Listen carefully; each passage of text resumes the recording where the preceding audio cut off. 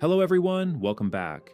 In this playlist, we are building a Studio Ghibli movies timeline that feels cinematic on scroll. Big year in the background, collage tiles, smooth Lenis scrolling, and automatic theme switching for every section. If you enjoy premium UI builds, hit like and subscribe. Which part are you most excited for, year swap or theme switching? Okay, now I am going to break down this HTML structure step by step. First, inside the body, I add a section with the class spacing dash section. This section is basically a spacer. It creates scroll room before the timeline even starts, so the experience feels like an intro screen. Right now, it only contains one simple heading, Studio Ghibli.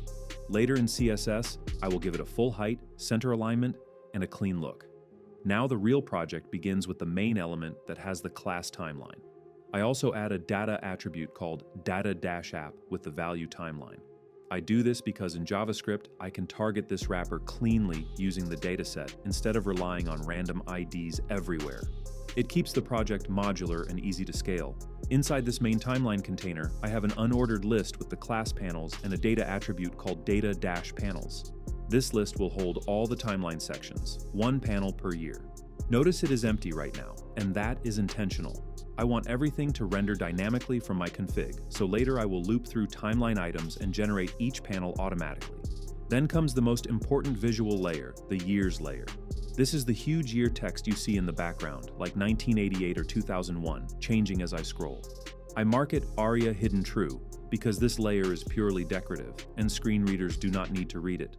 Inside it, I have one wrapper called years-wrapper, with a data attribute data-timeline years-wrapper. This wrapper is where I will render all the year elements dynamically as well. In CSS, I will make this wrapper sticky so it stays locked in the viewport while the panels scroll on top. Then in JavaScript, I will stack multiple year blocks and animate the digits using GSAP and ScrollTrigger, giving that smooth year switching effect. After the timeline ends, I add one more spacing section. This creates extra scroll space at the end so the final animation can settle properly and the outro feels intentional. Now the scripts.